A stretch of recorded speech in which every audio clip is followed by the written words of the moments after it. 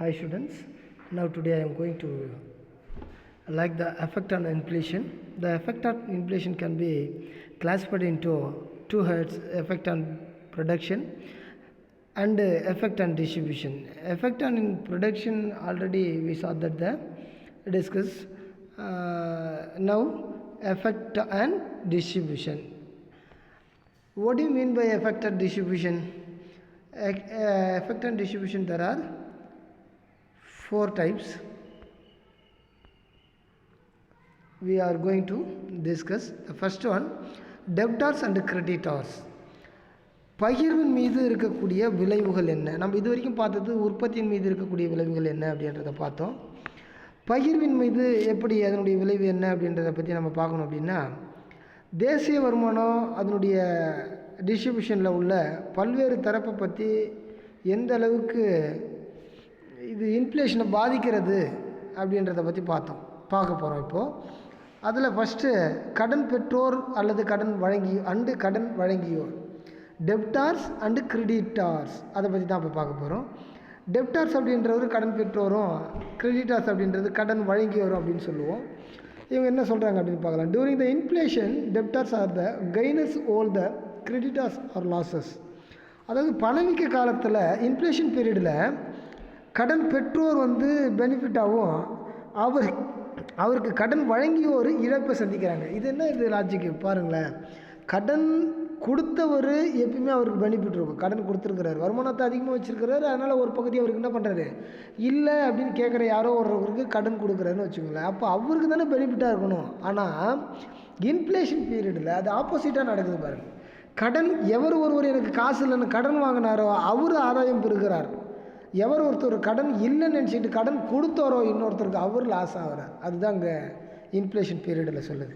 அப்போ கடன் வழங்கியோர் அவங்க கண்டிப்பாக இழப்பை சந்திப்பாங்க. ஏன் அப்படின்னு பார்த்திங்கன்னா அந்த நேரத்தில் இன்ஃப்ளேஷன் பீரியட்னு சொல்லுவோம். அப்போ அதுதான் மக்கள்கிட்ட அதிகமாக புழக்கத்தில் இருக்கக்கூடிய காலங்கள் அது. இதனுடைய காரணம் என்ன? This reason is that debtors are followed when the purchasing power of money was high and now repay the loan when the purchasing power of money is low due to rise the prices. அதாவது என்ன காரணம் அப்படின்னு பார்த்தீங்கன்னா இதுக்கான காரணம் என்ன அப்படின்னு பார்க்கும்போது கடன் வழங்கிய பொழுது பண மதிப்பு உயர்வாக இருந்திருக்கும். யார் கடன் இப்போ உதாரணத்துக்கு இந்த எக்ஸாம்பிள் எடுத்துங்க. நான் பணம் அதிகமாக வச்சுருக்கிறேன், யாரோ ஒருத்தருக்கு கிட்டத்தட்ட ஒரு 50,000 கடன் கொடுக்குறேன். அப்படி நான் கடன் கொடுக்கும்பொழுது அந்த பணத்தினுடைய வேல்யூன்றது அதிகமாக இருந்தது. ஆனால் பண வீக்க காலத்தில் திருப்பி செலுத்தும்பொழுது பணத்தினுடைய மதிப்பு குறைவாக இருக்கும். அப்போ பணத்தினுடைய மதிப்பு குறைவாக இருக்கிறது காரணம் என்ன? மக்கள்கிட்ட அதிகமாக பணம் இருக்கும்.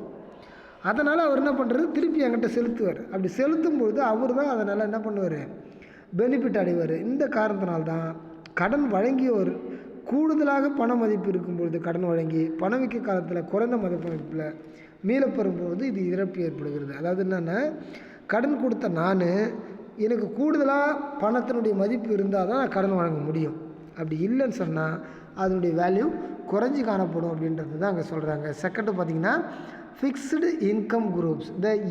Fixed income groups R the worst it during inflation because their income being fixed to not be any relationship with rising cost of living. அதாவது இவங்க ஃபிக்ஸ்டு இன்கம் குரூப் அப்படின்றவங்க நிலையான வருமானத்தை வாங்குறவங்க. யார் இந்த நிலையான வருமானத்தை வாங்குறவங்க?